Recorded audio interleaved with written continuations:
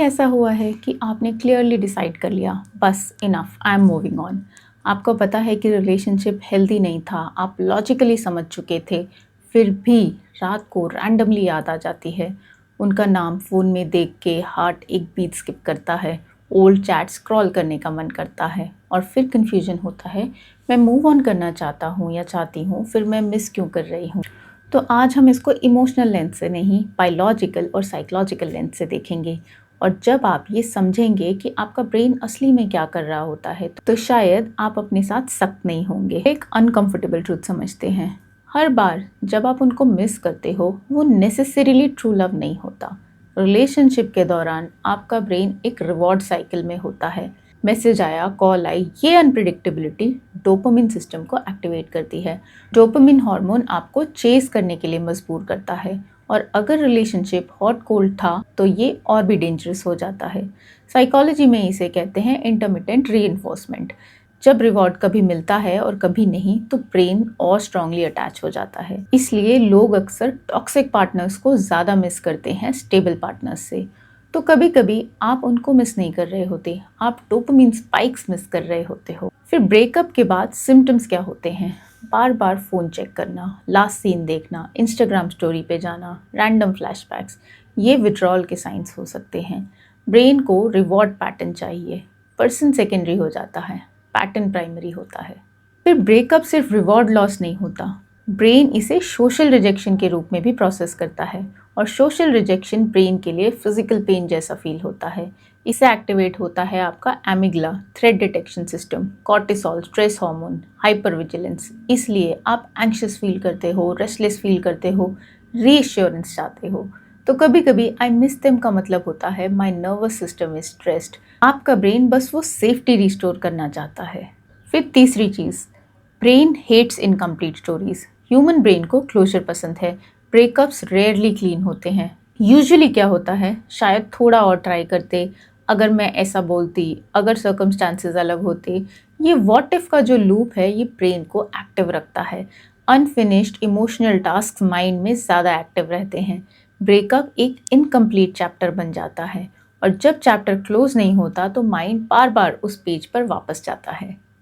तो कभी कभी आप उनको मिस नहीं कर रहे होते हो, आप क्लोजर मिस कर रहे होते हो। और एक बहुत ज़रूरी चीज़, ये सिर्फ माइंड की बात नहीं है, पूरा बॉडी इन्वॉल्व होता है। जब आप किसी के साथ इमोशनली अटैच होते हो, आपका नर्वस सिस्टम उनको रेगुलेशन सोर्स बना लेता है। उनके साथ रहने पर ऑक्सीटोसिन रिलीज होता था, कॉर्टिसोल कम होता था, बॉडी काम फील करती थी। बॉडी ने उनको सेफ्टी सिग्नल बना दिया था। चाहे रिलेशनशिप हेल्दी हो या टॉक्सिक, फेमिलियर पैटर्न को ब्रेन सेफ लेबल कर देता है। तो जब वो पर्सन सडनली डिसअपीयर हो जाता है, बॉडी को लगता है कि सेफ्टी चली गई और सर्वाइवल मोड एक्टिवेट हो जाता है। इसीलिए कभी कभी मिसिंग का मतलब होता है कि आपका नर्वस सिस्टम रेगुलेटेड नहीं है। कभी कभी हम पर्सन को नहीं मिस करते, हम मिस करते हैं being chosen, being wanted, being validated. Rejection brain के लिए सिर्फ लॉस नहीं है, आइडेंटिटी थ्रेट भी होता है। आई वॉजंट इनफ का साइलेंट थॉट ट्रिगर हो सकता है, और कभी कभी आई मिस देम का मतलब होता है आई मिस फीलिंग चोजन। फिर रिलेशनशिप में सिर्फ दो लोग नहीं होते, एक आइडेंटिटी भी होती है। आई धीरे धीरे वी बन जाता है। Future plans, weekend routines, shared jokes, आप एक नया वर्जन बन चुके होते हो उनके साथ।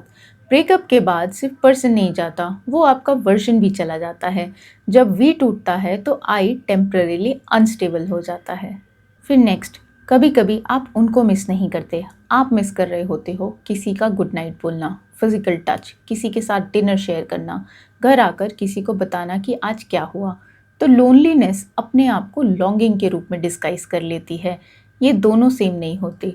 अगर कल आपकी लाइफ में कोई और आता है जो आपको वो सब दे सके, good night text, dinner company, वो वार्मथ, तो क्या आप आज भी इस एक्स को इतना ही मिस कर रहे होते? जवाब कभी कभी आपको लॉन्गिंग और लोनलीनेस का फ़र्क दिखा देता है।